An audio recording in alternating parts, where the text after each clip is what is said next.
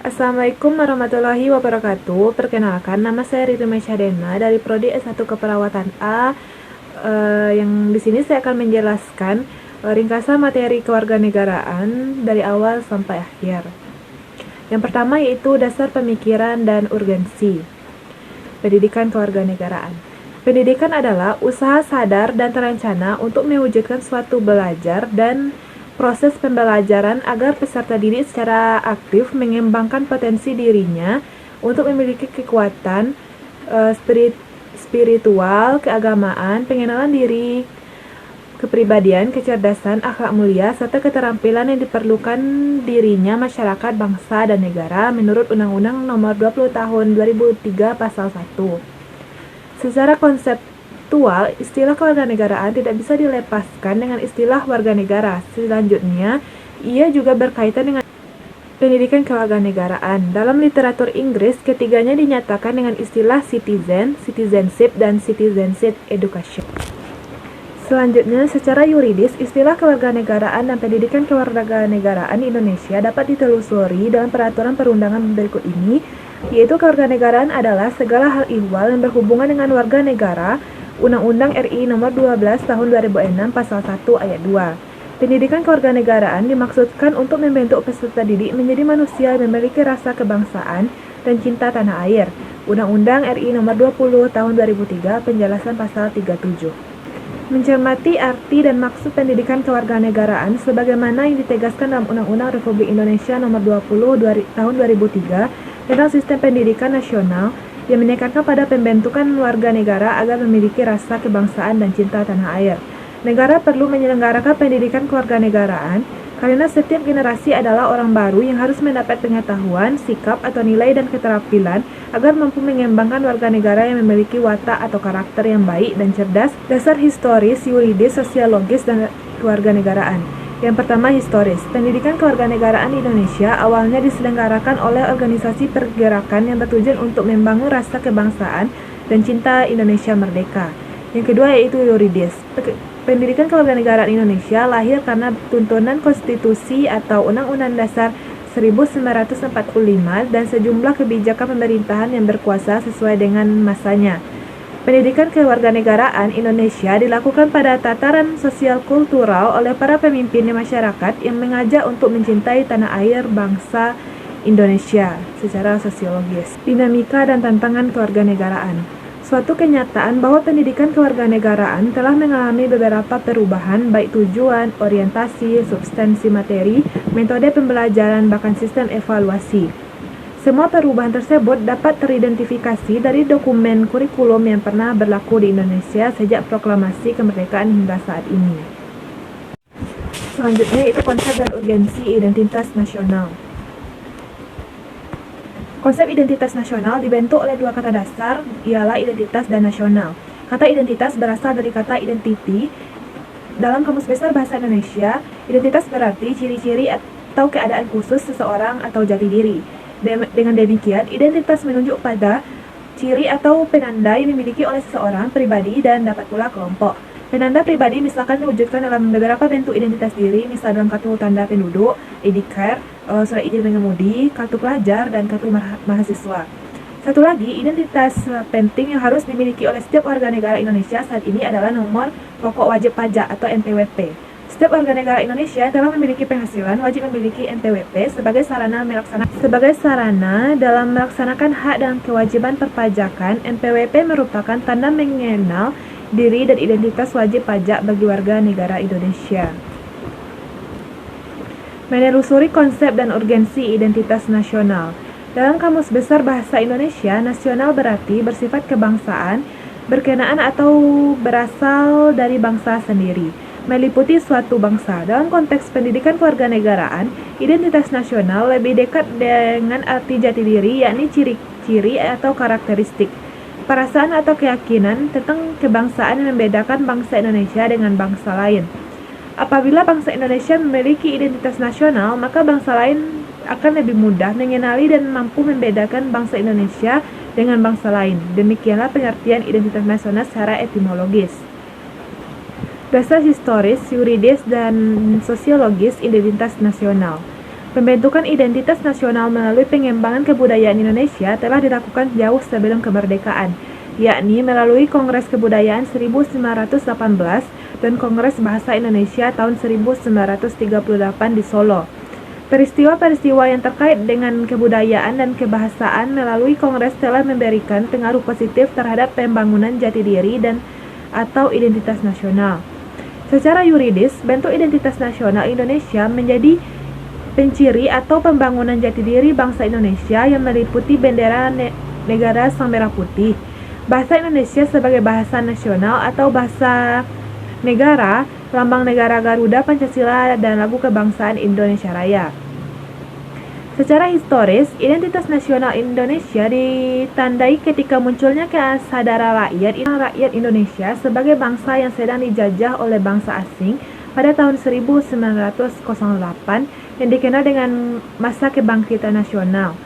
Secara sosiologis, identitas nasional telah terbentuk dalam proses interaksi, komunikasi, dan persinggungan budaya secara alamiah, baik melalui perjalanan panjang menuju Indonesia merdeka, maupun meliputi pembentukan intensif pasca kemerdekaan. Selanjutnya yaitu unsur-unsur dinamika dan tantangan identitas nasional. Menurut sumber legal formal, 4 identitas nasional pertama meliputi bendera, bahasa, dan lambang negara, serta lagu kebangsaan. Yang selanjutnya yaitu dinamika dan tantangan identitas nasional Indonesia. Contoh kasus dan peristiwa dalam kehidupan sehari-harinya yaitu yang pertama, lunturnya nilai-nilai luhur dalam praktik kehidupan berbangsa dan bernegara. Contohnya, rendahnya semangat gotong royong, kepatuhan hukum, kepatuhan membayar pajak, kesantunan, dan kepedulian. Selanjutnya, nilai-nilai Pancasila belum menjadi acuan sikap dan perilaku sehari-hari. Perilaku jalan pintas, tindakan serba instan, menyontek, plagiat, tidak disiplin, tidak jujur, malas, kebiasaan merokok di tempat umum, dan buang sampah sembarangan. Yang ketiga yaitu rasa nasionalisme dan patriotisme yang luntur dan memudar. Lebih menghargai dan mencintai bangsa asing, lebih mengagungkan prestasi bangsa lain, tidak bangga dengan prestasi bangsa sendiri. Yang keempat yaitu lebih bangga menggunakan bendera asing daripada bendera merah putih. Selanjutnya yaitu konsep dan urgensi integrasi nasional. Makna integrasi nasional. Suatu negara-negara membutuhkan persatuan untuk berbangsanya yang dinamakan integrasi nasional. Dapat dikatakan bahwa sebuah negara bangsa yang mampu membangun integrasi nasionalnya akan memperkokoh rasa persatuan dan kesatuan bangsa-bangsa yang ada di dalamnya. Integrasi nasional merupakan salah satu tolak ukur persatuan dan kesatuan bangsa. Kita dapat menguraikan istilah integrasi nasional dari dua pengertian, secara etimologi dan terminologi.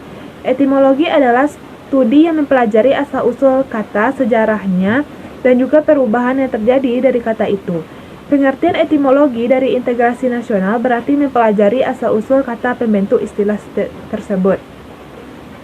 Secara etimologi, integrasi nasional terminologi dapat diartikan penggunaan kata sebagai suatu istilah yang telah dihubungkan dengan konteks tertentu. Konsep integrasi nasional dihubungkan dengan konteks tertentu dan umumnya dikemukakan oleh para ahlinya. Istilah integrasi nasional dalam bahasa Inggris adalah national integration atau integration, berarti kesempurnaan atau keseluruhan. Kata ini berasal dari bahasa Latin integer, yang berarti utuh atau menyeluruh. Berdasarkan arti etimologisnya itu, integrasi dapat diartikan sebagai pembaruan hingga menjadi kesatuan yang utuh atau bulat. Nation artinya bangsa sebagai bentuk persekutuan dari orang-orang yang berbeda latar belakangnya, berada dalam suatu wilayah dan di bawah suatu kekuasaan politik. Selanjutnya itu jenis integrasi. Integrasi politik dibagi menjadi 5 jenis, yakni yang pertama integrasi bangsa, integrasi wilayah, integrasi nilai, integrasi elit massa, dan terakhir integrasi tingkah laku atau perilaku integratif. Yang pertama, integrasi politik. Dalam tataran integrasi politik, terdapat dimensi vertikal dan horizontal. Dimensi yang bersifat vertikal menyangkut hubungan elit dan massa, baik antara elit hubungan baik antara elit politik dengan masanya pengikut atau antara penguasa dan rakyat guna menjembatani celah perbedaan dalam rangka pengembangan proses politik yang berpartisipatif. Dimensi horizontal menyangkut hubungan yang berkaitan dengan masalah tutorial, antar daerah, antar suku, dan lain-lain, yaitu integrasi ekonomi. Integrasi ekonomi berarti terjadinya saling ketergantungan antar daerah dalam upaya memenuhi kebutuhan hidup rakyat. Adanya saling ketergantungan menjadikan wilayah dan orang-orang dari berbagai latar akan mengadakan kerjasama yang saling menguntungkan dan sinergis. Selanjutnya yaitu integrasi sosial budaya. Integrasi ini merupakan proses penyesuaian unsur-unsur yang berbeda dalam masyarakat sehingga menjadi satu kesatuan. Unsur-unsur yang berbeda tersebut dapat meliputi ras, etnis, agama, bahasa, kebiasaan, sistem nilai, dan lain sebagainya. Selanjutnya yaitu integrasi versus disintegrasi. Kebalikan dari integrasi adalah disintegrasi. Jika integrasi berarti penyatuan, keterpaduan antar elemen atau unsur yang ada di dalamnya, disintegrasi dapat diartikan ketidakpaduan, keterpecahan di antara unsur-unsur yang ada. Jika integrasi terjadi konsensus, maka disintegrasi dapat menimbulkan konflik atau perseteruan dan pertentangan. Disintegrasi bangsa adalah memudarnya kesatu paduan antar golongan dan kelompok yang ada dalam suatu bangsa yang bersangkutan. Gejala disintegrasi merupakan hal yang dapat terjadi di masyarakat. Masyarakat suatu bangsa pastilah menginginkan terwujudnya diintegrasi. Namun dalam kenyataannya yang terjadi justru gejala disintegrasi. Disintegrasi memiliki banyak ragam, contohnya pertentangan fisik, perkelahian, tawuran, kerusuhan, revolusi, bahkan perang. Selanjutnya yaitu landasan, dinamika, dan tantangan integrasi nasional. Menggali sumber historis, sosiologis, politik tentang integrasi nasional.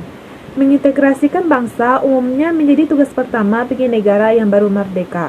Hal ini dikarenakan negara baru tersebut tetap menginginkan agar semua warga yang ada di dalam wilayah negara bersatu untuk negara yang bersangkutan. Yang pertama yaitu perkembangan sejarah integrasi di Indonesia, yaitu model integrasi Imperium Majapahit, model integrasi kolonial, model integrasi nasional Indonesia. Dalam sejarahnya, penumbuhan kesadaran bangsa tersebut dilalui dengan tahapan-tahapan. Yang pertama yaitu masa perintis. Yang dimaksud dengan masa perintis ini adalah masa mulai dirintisnya semangat kebangsaan melalui pembentukan organisasi-organisasi pergerakan. Masa ini ditandai dengan munculnya pergerakan Budi Utomo pada tanggal 20 Mei 1908. Kelahiran Budi Utomo diperingati sebagai Hari Kebangkitan Nasional. Yang kedua yaitu masa penegas. Masa penegas adalah masa mulai ditegaskannya semangat kebangsaan pada diri bangsa Indonesia yang ditandai dengan peristiwa Sumpah Pemuda pada tanggal 28 Oktober 1928. Yang ketiga yaitu masa percobaan. Bangsa Indonesia melalui organisasi pergerakan mencoba meminta kemerdekaan dari Belanda. Organisasi pergerakan yang bergabung dalam GAPI yang pertama yaitu GAPI, Gabungan Politik Indonesia, tahun 1938 mengusulkan Indonesia berparlemen. Namun perjuangan menuntut Indonesia merdeka tersebut tidak berhasil. Selanjutnya yaitu masa pendobrak. Pada masa tersebut, semangat dan gerakan kebangsaan Indonesia telah berhasil mendobrak belenggu penjajahan dan menghasilkan kemerdekaan. Kemerdekaan bangsa Indonesia diproklamirkan pada tanggal 17 Agustus 1945. Sejak saat itu, bangsa Indonesia menjadi bangsa merdeka, bebas, dan sederajat dengan bangsa lain. Kedua yaitu pengembangan integrasi di Indonesia. Yang pertama, adanya ancaman dari luar, gaya politik kepemimpinan, kekuatan lembaga-lembaga politik, ideologi nasional. Yang kelima yaitu kesempatan pembangunan ekonomi. Suyanto Usman menyatakan bahwa suatu kelompok masyarakat dapat terintegrasi apabila masyarakat dapat menemukan dan menyepakati nilai-nilai fundamental yang dapat dijadikan rujukan bersama. Kebijakan strategi yang sebaiknya dilakukan Indonesia yang pertama yaitu memperkuat nilai bersama, yang membangun fasilitas, yang ketiga menciptakan musuh bersama, yang keempat memperkokoh kelembaga politik, yang kelima membuat organisasi untuk bersama, yang keenam menciptakan ketergantungan ekonomi antar kelompok, yang ketujuh mewujudkan kepemimpinan yang kuat, yang kedelapan menghapuskan identitas-identitas lokal, Yang kesembilan, membaurkan antara tradisi dan budaya lokal. Yang ke-10 yaitu menguatkan identitas nasional. Membangun fasilitas infrastruktur seperti jalan, gedung, pertemuan, lapangan olahraga, dan pasar merupakan contoh kebijakan penyelenggara negara yang memungkinkan mampu mengintegrasikan masyarakatnya. Hal ini dikarenakan masyarakat dari berbagai latar belakang akan bertemu, berinteraksi, dan bekerja sama. Pembangunan berbagai fasilitas itu bisa dilakukan apabila memiliki sumber pembiayaan yang cukup. Di era globalisasi, tantangan itu ditambah oleh adanya tarikan global di mana keberadaan negara-negara sering dirasa terlalu sempit untuk mewadahi tuntunan dan kecenderungan global. Dengan demikian, keberadaan negara yang cenderung mengabaikan batas-batas negara bangsa dan tarikan dari dalam berupa kecenderungan menguat ikatan yang sempit seperti ikatan etnis, kesukuan, dan kedaerahan. Kontribusi kita untuk negara saat ini, yang pertama yaitu kita bisa dalam menghargai keberagaman yang dimiliki oleh bangsa, mencintai produk dalam negeri, mengharumkan nama baik bangsa di mata dunia dengan tanggung jawab sebagai warga negara, dan ikut berpartisipasi dalam acara kenegaraan. Baiklah, demikian saja penjelasan ringkasan materi kewarganegaraan dari saya. Bagi teman-teman yang ingin bergabung dengan Universitas Muhammad Natsir Bukit Tinggi, Universitas Muhammad Natsir Bukit Tinggi menyediakan 10 program studi, yaitu Gizi, Administrasi Rumah Sakit, Ilmu Keperawatan, Profesi Nurse, Kebidanan, Farmasi. Dalam ilmu sosialnya ada juga akuntansi, administrasi publik, dan hukum. Yang ingin bergabung bisa kepokan akun Instagram maupun website resmi Natsir Bukit Tinggi. Terima kasih. Assalamualaikum warahmatullahi wabarakatuh.